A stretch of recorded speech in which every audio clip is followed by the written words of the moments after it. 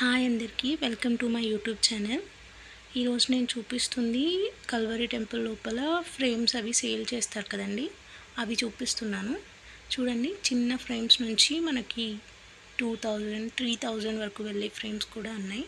ఇవన్నీ మినిమం 300, 500 బడ్జెట్లో ఉన్నాయండి.